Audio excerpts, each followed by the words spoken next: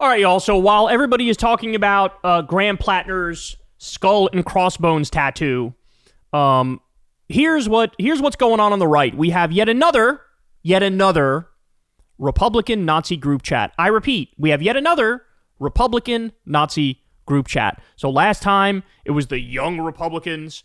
Turns out, in order to be a young Republican, you just have to be 40 or younger. Which is insane. And that was, you had the excuse from J.D. Vance of like, these are just kids. These are just college kids. They're just talking shit and doing edgy jokes. Meanwhile, there's like 38-year-old, 35-year-old, 27-year-old, and they're all saying, I love Hitler, gas our enemies, black people are watermelon people. And so it was just such bullshit that they were trying to cover for them. No, these people, they mean it. They love Nazis. They do. They just do. Sorry, it is what it is. But the right, of course, is defending them. Well, now we got another one. Take a look. This is from Politico. Embattled Trump nominee Paul Ingrassia told Republicans that the Martin Luther King Jr. holiday should be, quote, tossed into the seventh circle of hell, and that he has a, quote, Nazi streak, according to a group chat viewed by Politico. That doesn't sound like a joke. I have a Nazi streak, he said. Not much of a joke. Okay, I'll go out on a limb and say this. I don't think this is a limb. I think this is a branch. I think this is sturdy as hell. If you want to get rid of the Martin Luther King Jr. holiday, you're a racist and you're a Nazi. Like, there's nobody who wants to get rid of it that isn't a racist or a Nazi. Like, I think even like reasonable moderates or center-right type people will go, yeah, of course, I get giving him a holiday.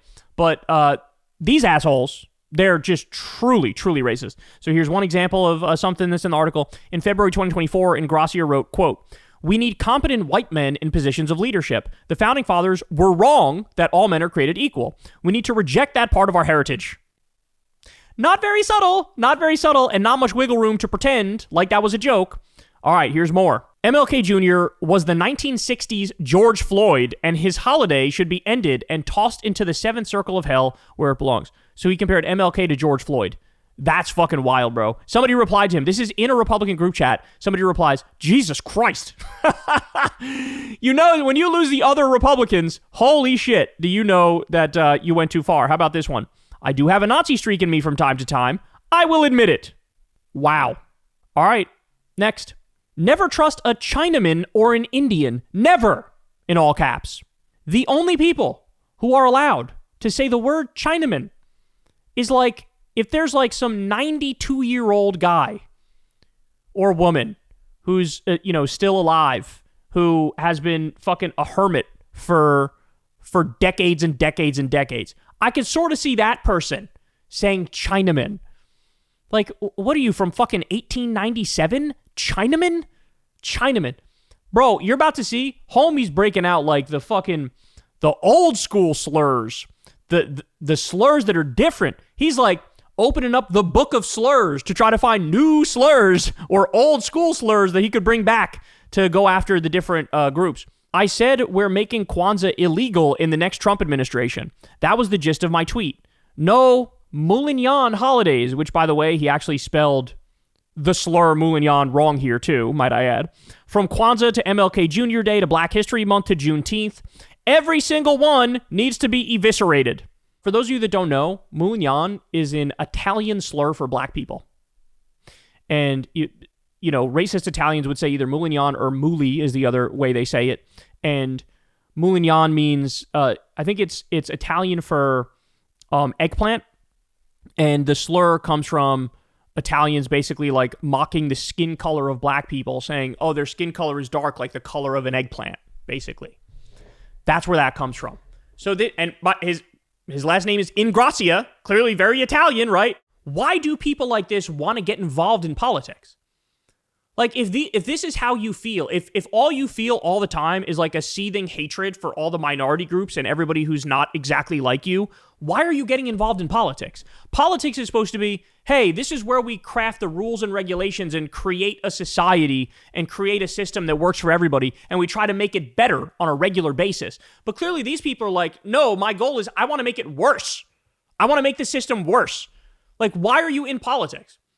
It's almost like every Republican politician or, Republican worker is like low-key a serial killer who decided to inflict harm societally across the board. You know what I'm saying? Like, that's the vibe I get from these people is like, I hate everybody. I hate everything. I have a burning, passionate, seething hatred for people who are not like me. I want to make their lives a living hell, and that's what I'm dedicating my life to, right? Like, of all the things, as a political figure, of all the things you want to focus on, like, let's get rid of fucking MLK Day and Kwanzaa and Juneteenth and all. Like, really? Really? But really, yeah, because they're Nazis. I say this like, I surprise myself sometimes, but yeah, they're Nazis. This is what Nazis do. Nazis are all about hierarchy. They're all about hate. They're all about, I know my place, you know your place. And guess what? Guess what? It just so happens I'm the boss in the hierarchy. Oh, would you look at that? These fucking totally untalented, unfuckable white dweebs, I'm the boss in the system that I'm trying to create. Whoa, what a shock. But everybody else is your fucking servant and is underneath you. God, I hate them so much. God, what the fuck? It's just incredible. It's just incredible. But anyway, another Republican Nazi group chat. And my guess is, and this is an unfortunate part of human psychology, right? The unfortunate part is, now when we get the third Republican Nazi group chat, or the fourth one, or the fifth one, interest will go down and down and down and down and down. And that's a shame, because if we were wired in a better way, it would be the opposite. The more you see that there are Nazi Republican group chats, the more interest there would be, and the more people would, in droves, turn away from the right and say, these people are fucking disgusting, and we're done with them, right? But unfortunately, that's not the world we live in. It's the world we should live in, but it's not the world we do live in.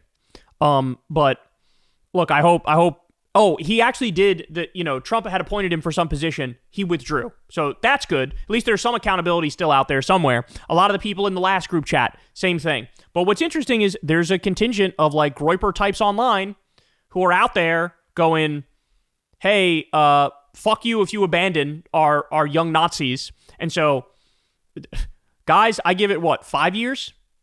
5 years, maybe, until we get to the point where basically every Republican politician is defending the Nazi posting and not firing them. We're not that far away, because we already have Stephen Miller doing Nazi shit and Trump doing Nazi shit. All that's already happening.